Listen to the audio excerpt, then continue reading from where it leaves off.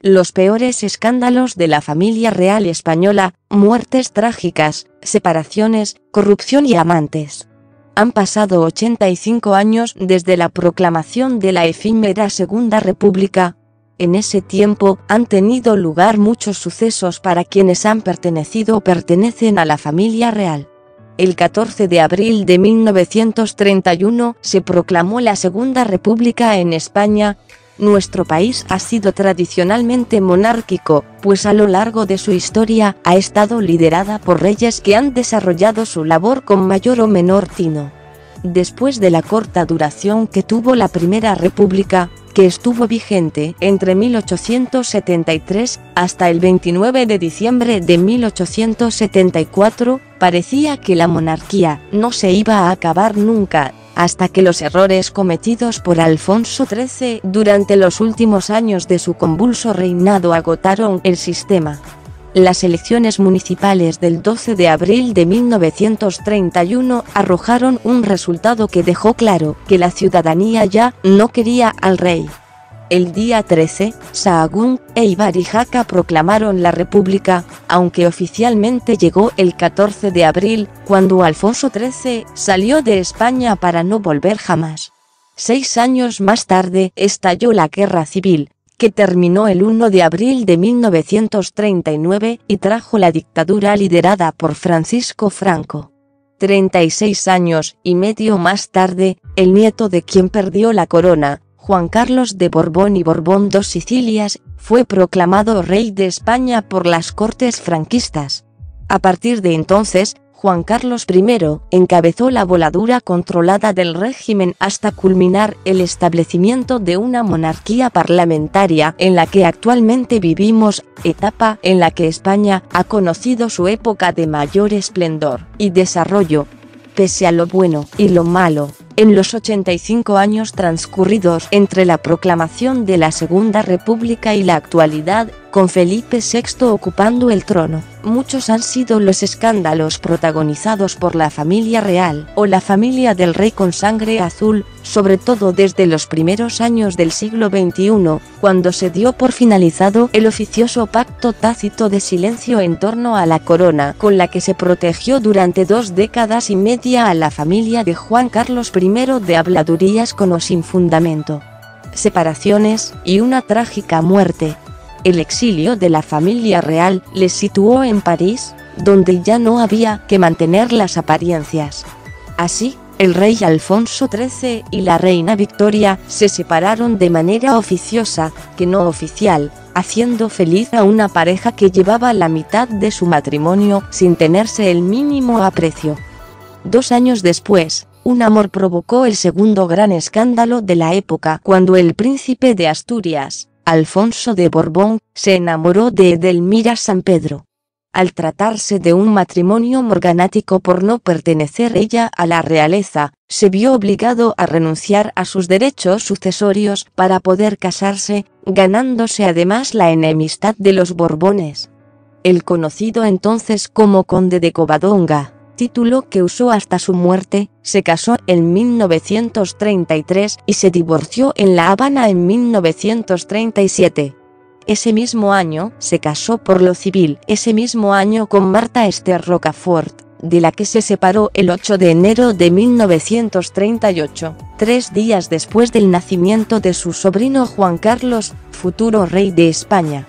Divorciado 2 veces, sin el apoyo de su familia, casi sin recursos y delicado de salud, nada podía ir peor para él, pero se equivocaba, ya que en septiembre de 1938, sufrió un accidente en Miami, que acabó con su vida.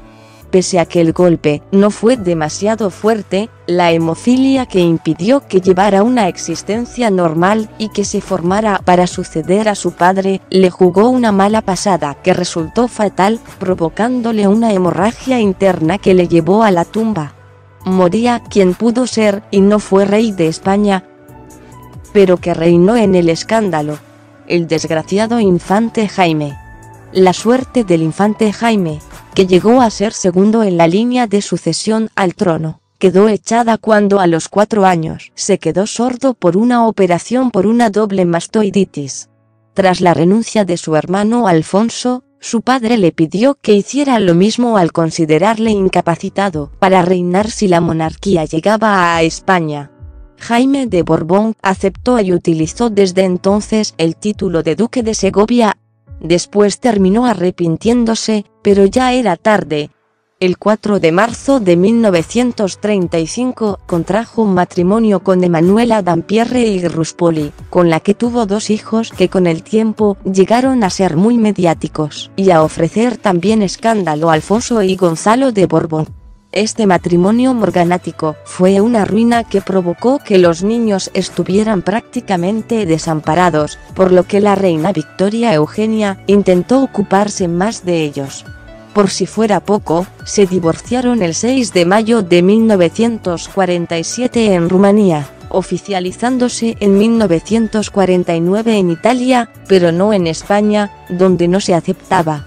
Ella se fue con su amante, Antonio Sozani, y él se casó por lo civil en 1949 con Charlotte Tiedemann, con la que mantuvo una tortuosa relación que terminó el 20 de marzo de 1975 con la muerte de él.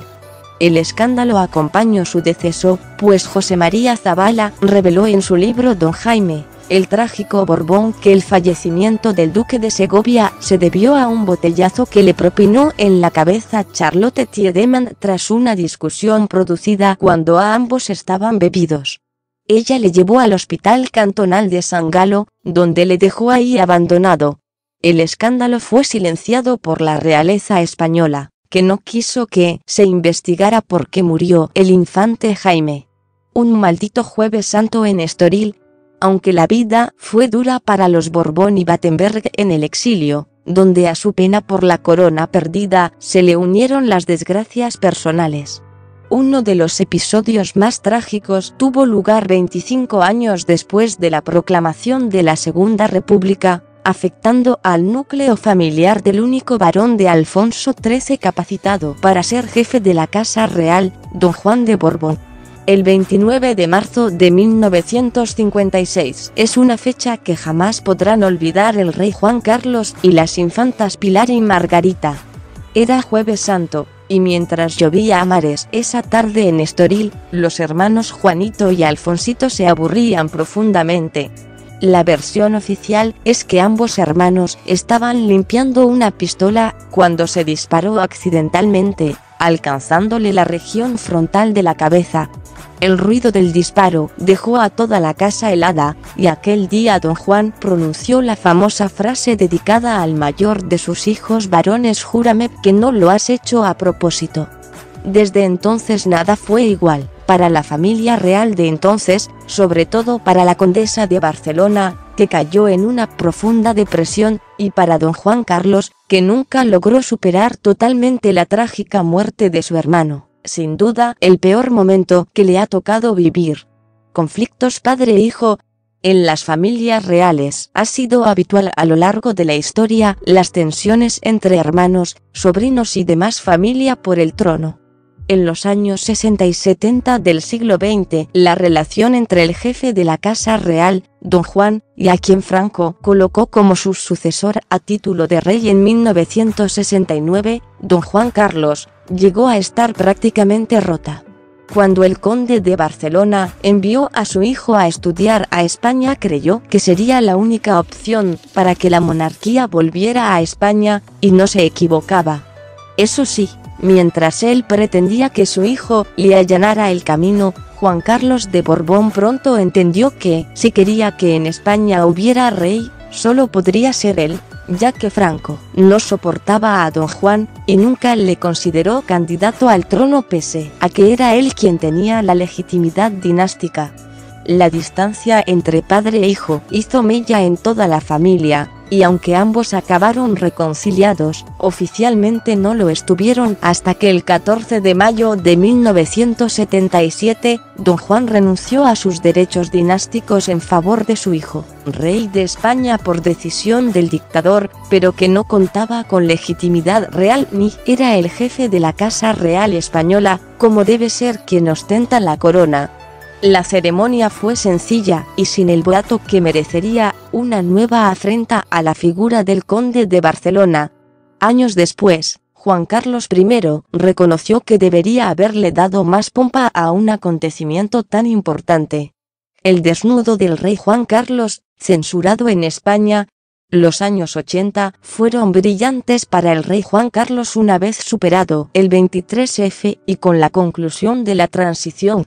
El pacto para proteger a la monarquía siguió vigente incluso en los peores momentos, cuando la revista italiana Novella 2000 publicó unas imágenes en 1995 en las que el entonces jefe del Estado aparecía desnudo, tomando el sol. En España casi no se vio y apenas nadie se enteró de que nuestro monarca había sido pillado con tan poca ropa en el Fortuna, por lo que el escándalo pasó prácticamente desapercibido. De la separación de la infanta Elena al ¿por qué no te callas? Los matrimonios con los hijos de los reyes Juan Carlos y Sofía fueron un pequeño escándalo, si bien es cierto que casi nadie esperaba, ya que las infantas Elena y Cristina y el príncipe de Asturias se casaran con miembros de la realeza. Sin embargo, los enlaces traerían escándalos años después, sobre todo el de la infanta Cristina, que jamás imaginó que su marido y ella llevarían a la monarquía a vivir su peor momento desde la restauración de 1975. Con el velo caído, han sido varios los escándalos protagonizados por la familia real desde la llegada de Leticia Ortiz en 2003, cuando se prometió con don Felipe. Desde entonces, muchos han sido los disgustos de los Borbón y Grecia, comentados sin tapujos por los medios de comunicación y por los ciudadanos, con ganas de saber más sobre la actuación de las personas que les representan. Los principales comenzaron en 2007, un año aciago. El cese temporal de la convivencia de la infanta Elena y Jaime de Marichalar, que derivó en divorcio, que fue confirmado en 2010, fue solo la guinda de un pastel al que se unió el secuestro del Jueves por el juez del Olmo a causa de la portada de don Felipe y doña Leticia caricaturizados manteniendo relaciones sexuales, una acción que dañó la imagen de la monarquía.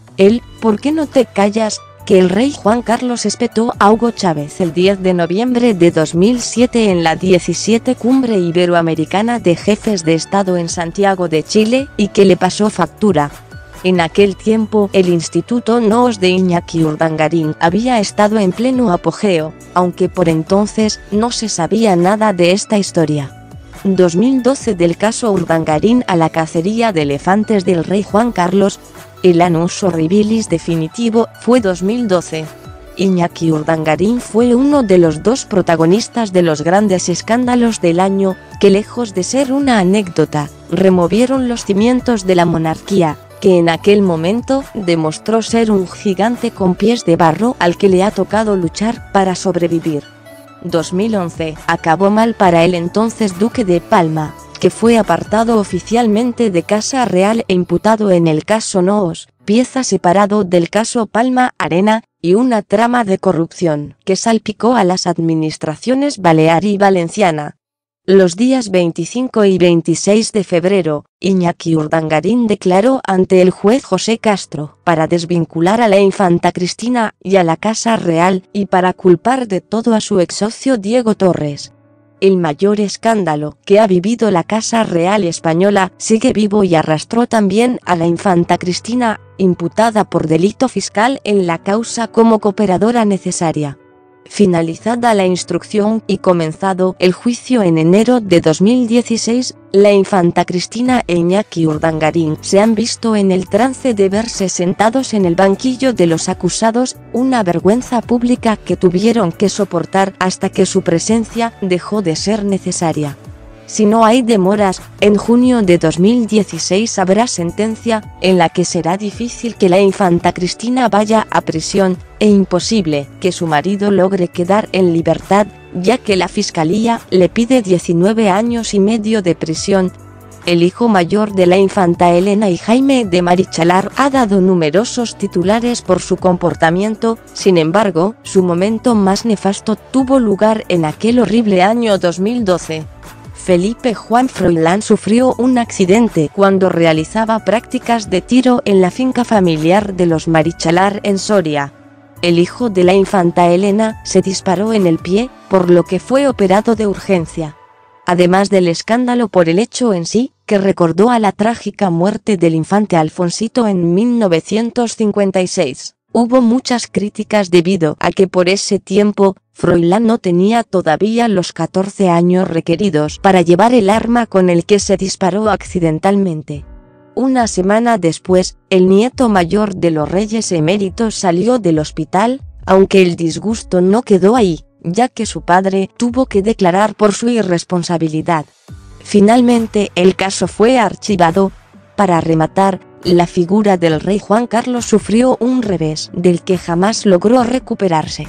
El 14 de abril de 2012, cuando se cumplían 81 años de la proclamación de la Segunda República, el monarca se vio inmerso en el peor escándalo protagonizado por su persona.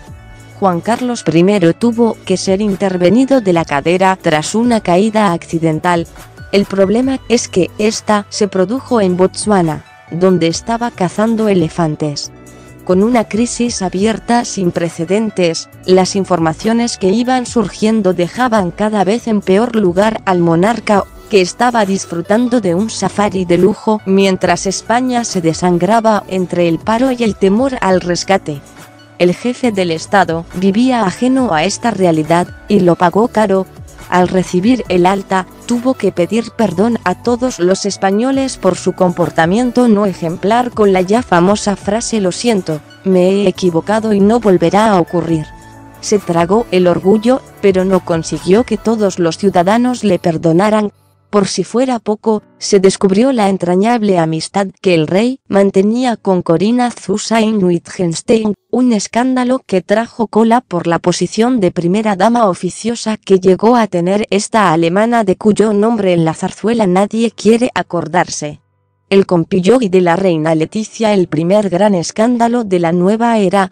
Los años 2013, 2014 y 2015 tampoco fueron fáciles para la corona, que solo logró salvar los muebles con la abdicación del rey Juan Carlos, que dejó su reinado agotado hasta la extenuación. Desde entonces se redujeron los escándalos, aunque no se eliminaron. Eso sí, Felipe VI consiguió mejorar la imagen de una monarquía que fue superando sus peores horas. Lamentablemente 2016 no está siendo positivo para la Casa Real, no solo por la ausencia de gobierno, sino por los escándalos protagonizados por la reina Letizia, que se ha visto envuelta en varias polémicas que han menoscabado su imagen. El peor de todos, el del compillogi.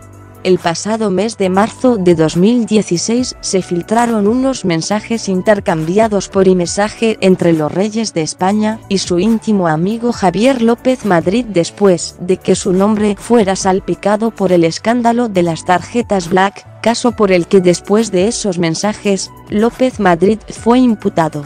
El diario publicó los mensajes entre el monarca, su consorte y el yerno de Juan Miguel Villarmir, donde quien se llevó las mayores críticas por sus palabras fue la reina Letizia. En ese chat, una mujer a la que López Madrid tiene registrada como Ltzia envió un mensaje fechado el 15 de octubre de 2014 a las 17:08 que señalaba: "Te escribí cuando salió el artículo de lo de las tarjetas en la mierda de Locke, y ya sabes lo que pienso, Javier. Sabemos quién eres, sabes quiénes somos, nos conocemos, nos queremos, nos respetamos. Lo demás, merde. Un beso compillogi Miss Joe. Os lo agradezco mucho. En el futuro extremaré el cuidado. Vivimos en un país muy difícil y seré aún más consciente de mi conducta", respondió el empresario. Asimismo, PFPT, que pudo ser identificado como Príncipe Felipe particular, añadió posteriormente: "Y tanto. Me uno al chat, pero prefiero tener un rato para charlar sin intermediación electrónica ni telefónica. Comemos mañana. Abrazo". López Madrid añadió: "No puedo, señor, estoy en San Francisco. Vuelvo el domingo, pero si es necesario regreso antes". Felipe VI respondió: "Ahí va. Pues claro que no, hombre. Era por charlar con tranquilidad. Ya cuando vuelvas hablamos. Un abrazo y disfruta algo lejos de este barullo. La imagen de doña Leticia terminó por los suelos y se alzó con importantes críticas. Pese a todo, espera que todo caiga en el olvido por sí solo y no va a pedir disculpas. Sin duda, la Casa Real Española ha cambiado en 85 años, pero hay cosas que nunca cambian.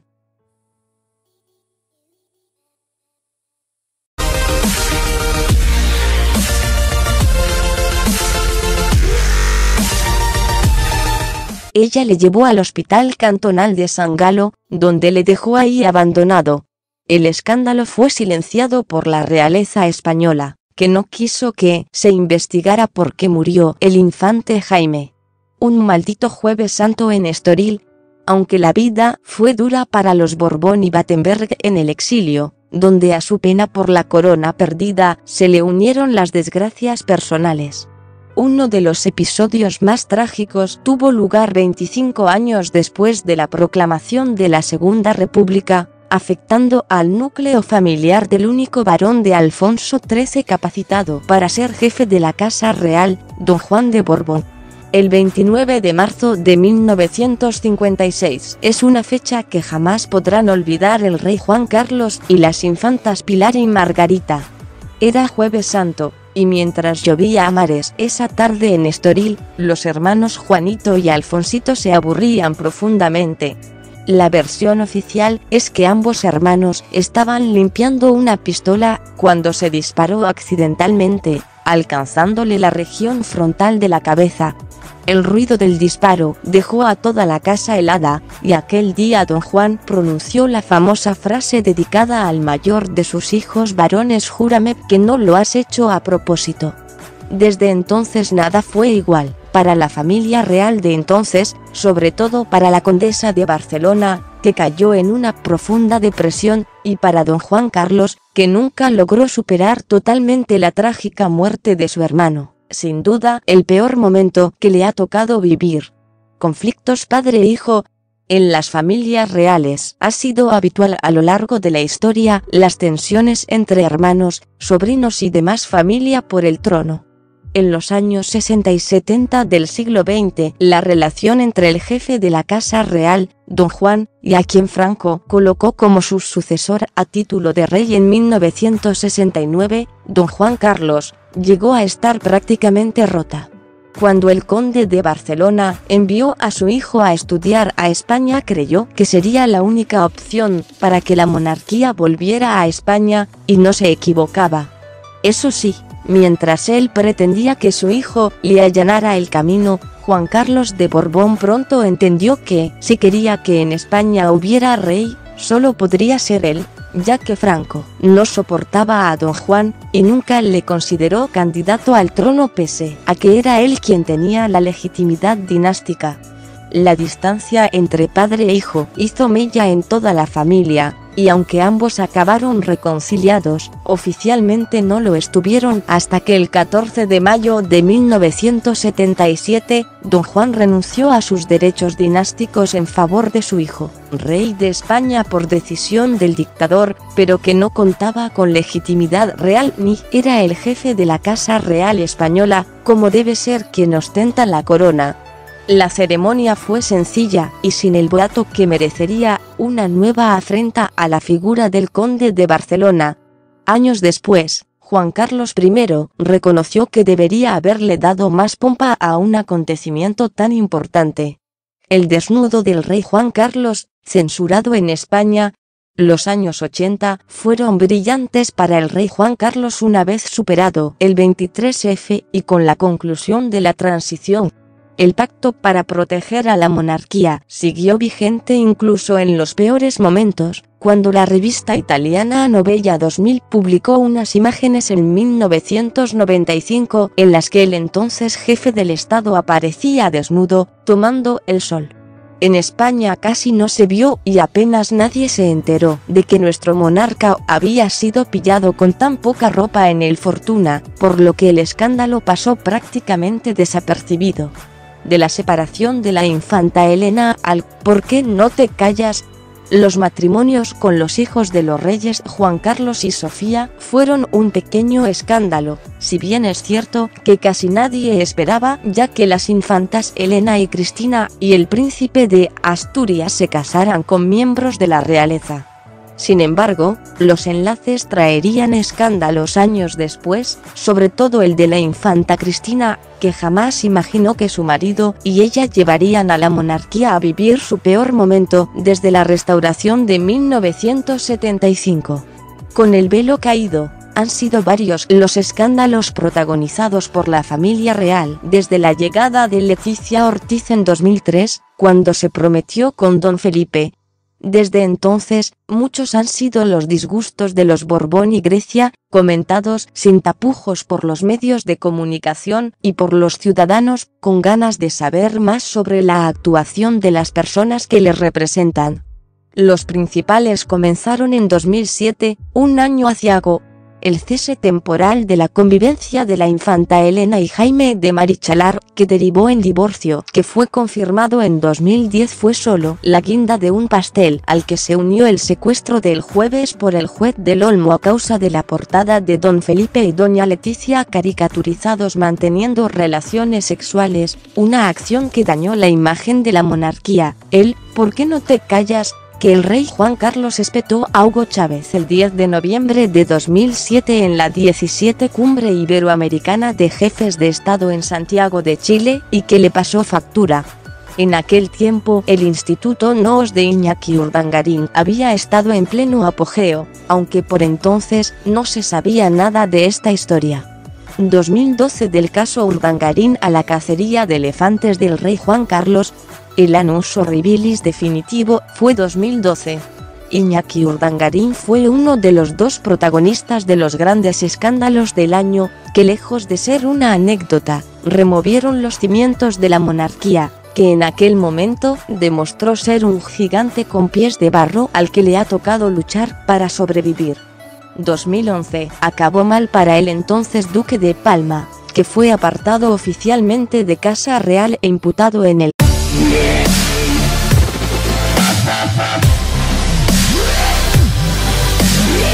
Los peores escándalos de la familia real española: muertes trágicas, separaciones, corrupción y amantes.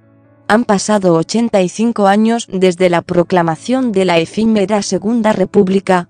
En ese tiempo han tenido lugar muchos sucesos para quienes han pertenecido o pertenecen a la familia real.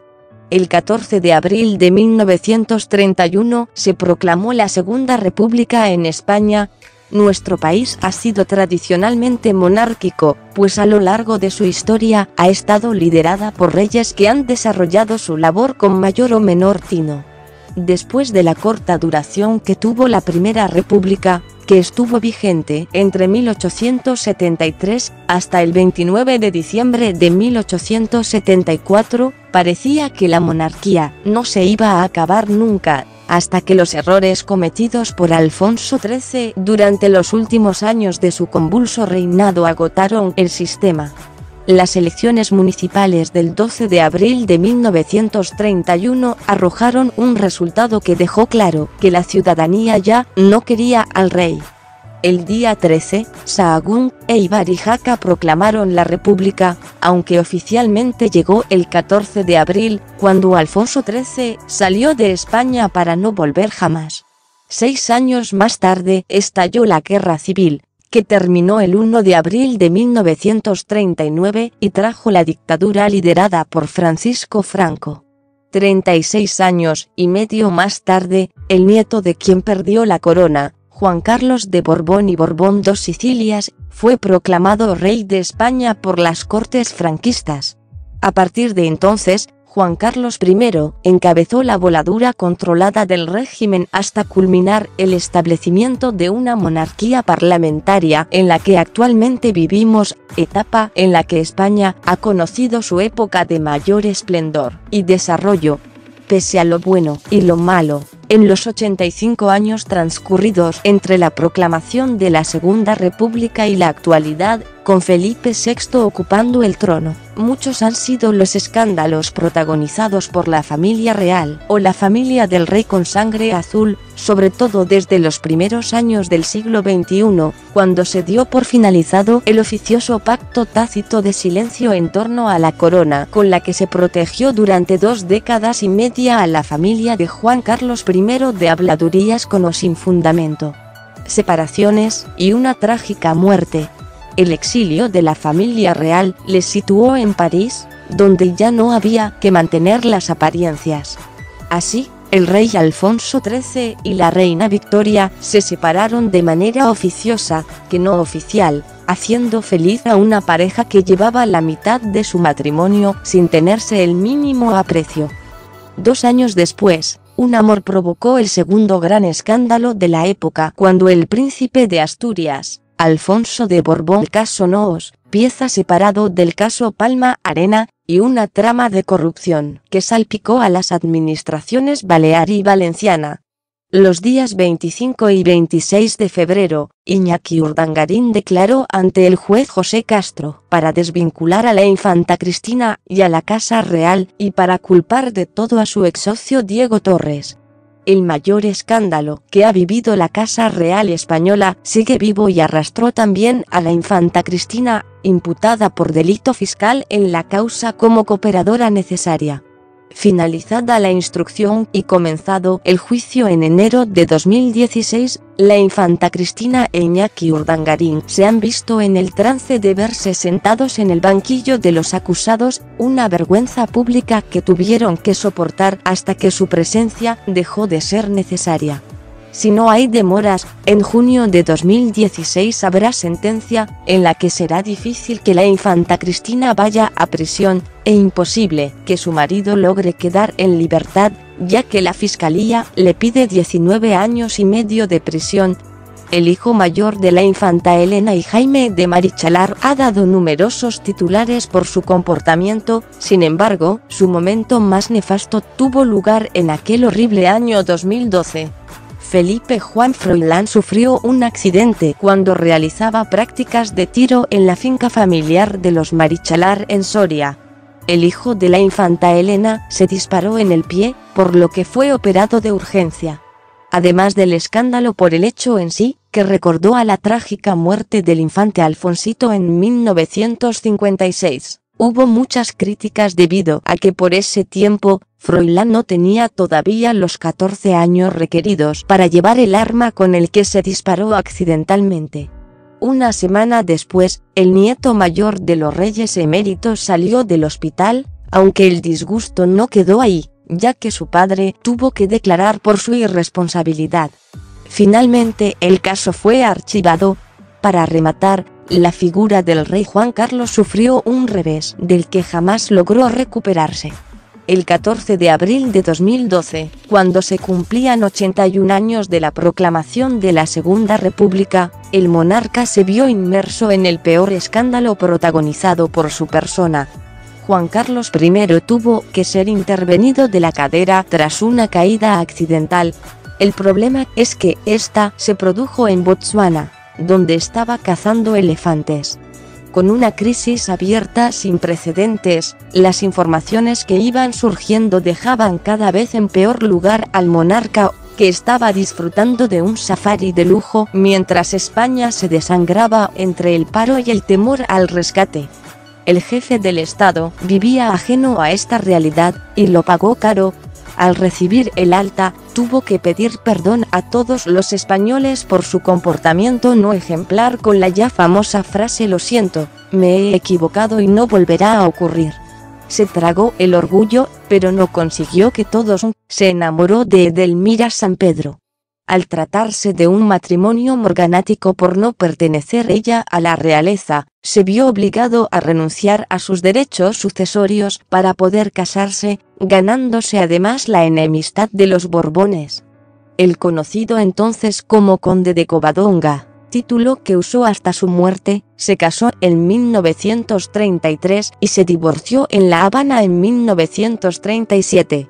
Ese mismo año, se casó por lo civil, ese mismo año con Marta Esther Rocafort, de la que se separó el 8 de enero de 1938, 3 días después del nacimiento de su sobrino Juan Carlos, futuro rey de España.